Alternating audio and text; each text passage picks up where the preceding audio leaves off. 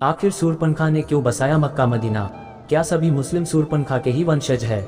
मित्रों, अगर आपने रामायण देखी या पढ़ी होगी तो आप रावण की बहन शूर्पणखा के बारे में तो जरूर जानते होंगे।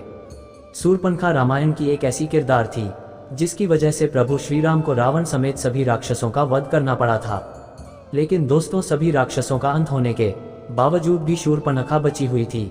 हालांकि रावण की मौत के बाद शूर्पणखा का क्या हुआ था, इस बात का कोई खास जिक्र रामायण में देखने को नहीं मिलता है। फिर भी कई इतिहासकारों का ये दावा है कि शूर्पणखा ने अपने भाई रावण की मौत के बाद इस्लाम धर्म की उत्पत्ति की और मक्का मदीना को बसाने वाली भी थी। कई इतिहासकारों के मुताबिक तो ये भी बताया जाता है कि आज इस दुनिया में मौजूद सभी मुसलमान शूर्पणखा के ही वंशज है। मित्रों, भले ही यह सारी बातें आपको एक कहानी की तरह लग रही हो, लेकिन आज के इस वीडियो में हम आपके सामने शूर्पणखा के कुछ ऐसे रहस्य से पर्दा उठाने वाले हैं जिन्हें जानने के बाद आप भी चौंक जाएंगे। मित्रों, रामायण के अनुसार हमें ये बताया जाता है कि जब रावण ने माता सीता का हरण किया था तो भगवान श्री राम ने माता सीता को आज़ाद करने के लिए रावण समेत उसके पूरे वंश का नाश कर दिया था। लेकिन सभी राक्षसों में रावण का छोटा भाई विभीषण हमेशा धर्म के रास्ते पर चलता था और विभीषण ने इसी तरह धर्म का साथ देते हुए अपने भाई रावण के बजाय प्रभु श्री राम की सेना को चुना। उसके बाद जब प्रभु श्री राम ने रावण का वध करके माता सीता को आज़ाद कराया था तो उन्होंने लंका का सारा राजपाट और जिम्मेदारियां विभीषण को सौंप दी थी।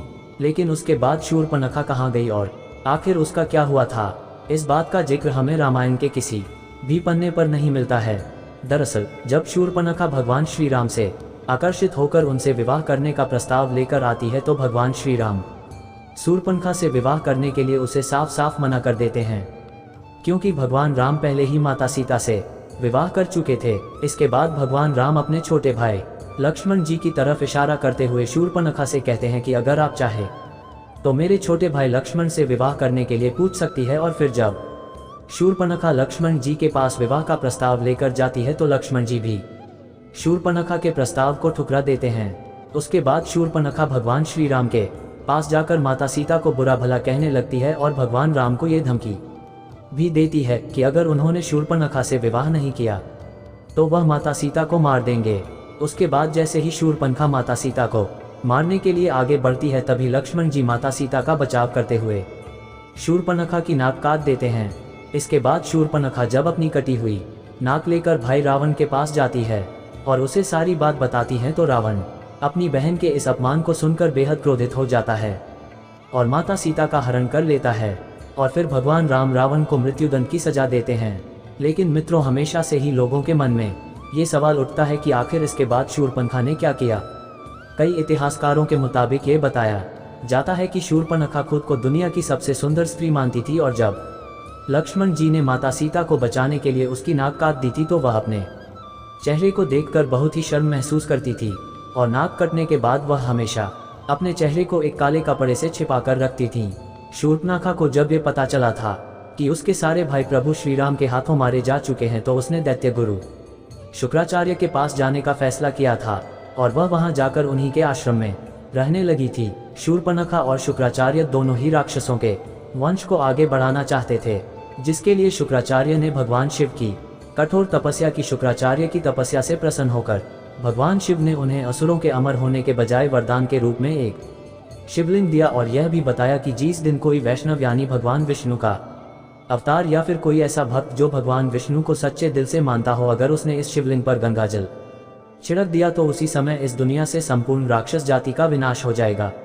इसके बाद दैत्य गुरु शुक्राचार्य ने भगवान शिव के द्वारा दिए गए इस शिवलिंग को वैष्णव यानी हिंदुओं से दूर रखकर एक रेगिस्तान में स्थापित कर दिया, क्योंकि हिंदू धर्म का हर शख्स भगवान विष्णु को जरूर मानता है और अगर ऐसे में कोई हिंदू उस शिवलिंग पर गंगाजल छिड़क देता तो दुनिया से संपूर्ण राक्षस जाति का अंत हो जाता।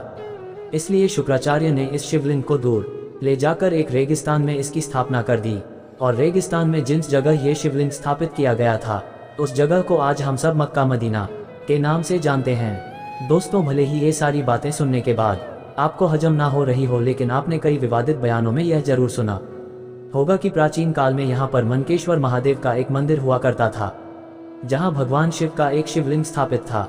मित्रों, ये वही शिवलिंग है जिसे भगवान शिव ने दैत्यों के गुरु शुक्राचार्य को दिया था और इस शिवलिंग को दैत्य गुरु शुक्राचार्य ने हिंदुओं से छुपाने के लिए भारत से दूर सऊदी अरब में मक्का में स्थापित कर दिया था।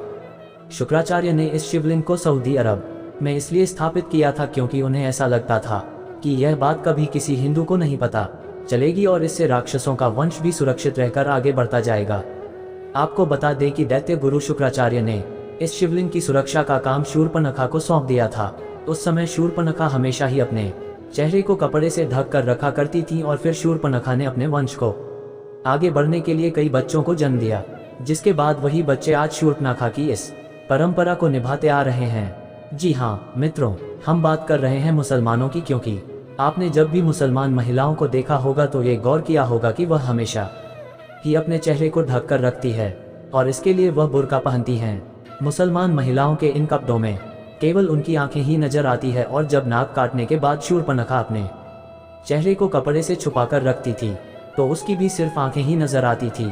मक्का मदीना के मनकेश्वर महादेव का जो शिवलिंग स्थापित किया गया था उसकी सुरक्षा के लिए शूर्पणखा ने वहीं पर रहना शुरू कर दिया था और मक्का मदीना आज दुनिया की एक ऐसी जगह बन चुकी है जहां पर हिंदुओं का जाना साफ तौर पर मना है। इसके अलावा बताया तो ये भी जाता है कि सऊदी अरब में जिस जगह पर मक्का मदीना मौजूद है उसके आसपास तक की सभी जगहों पर हिंदुओं को रहने की इजाज़त बिल्कुल भी नहीं दी जाती है। मक्का मदीना में रहकर ही शूर्पणखा ने अपने वंश को आगे बढ़ाया और नई नई परंपराओं का भी निर्माण किया। इनमें से एक परंपरा थी बुर्का पहनने की और यह रिवाज शूर्पणखा के समय से ही चला आ रहा है। दोस्तों, ऐसा बताया जाता है कि द्वापर युग बीत जाने के बाद शूर्पणखा के वंशज आज के समय में इब्राहिम धर्म के अनुयायी हैं और इस वजह से इस्लाम धर्म में शुक्रवार को एक विशेष महत्व दिया जाता है। इस बात का जिक्र धार्मिक ग्रंथों में भी किया जा चुका है।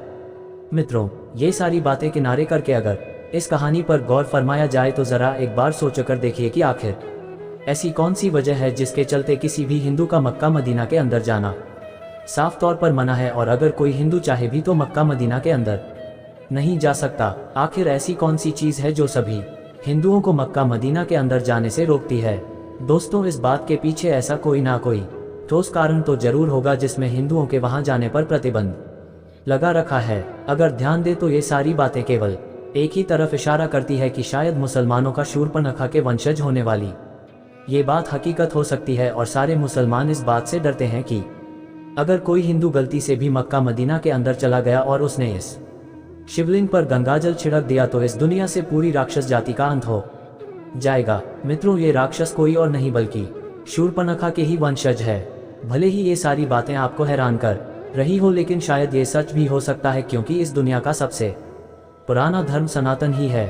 यानी इस दुनिया में मौजूद हर व्यक्ति सनातन धर्म से ताल्लुक जरूर रखता है और हमारे ईश्वर भी सनातन धर्म से ही ताल्लुक रखते थे। दोस्तों, ठीक ऐसा ही प्राचीन समय में भी हुआ करता था। कुछ लोग मिलकर अपने अलग अलग नियम और परंपराओं को बनाया करते थे और धीरे धीरे यही चीजें जातियों में तब्दील होते चली गई, जिससे आगे चलकर अनेकों धर्म की उत्पत्ति हुई। इसी प्रकार इस्लाम धर्म की हकीकत पर आज भी कई हिंदुओं के द्वारा सवाल उठाए जाते हैं कि आखिर हिंदुओं का मक्का मदीना के अंदर जाना मना क्यों है। वैसे दोस्तों, आपको क्या लगता है कि मक्का मदीना के बारे में कही जाने वाली ये सारी बातें सच हो सकती है? क्या शूर्पणखा ने ही मक्का मदीना को बसाया था या फिर ये सब एकमात्र कल्पना है? अपनी राय हमें कमेंट बॉक्स में जरूर बताइएगा। तो फिर मिलेंगे एक नई टॉपिक के साथ, तब तक के लिए हर हर महादेव।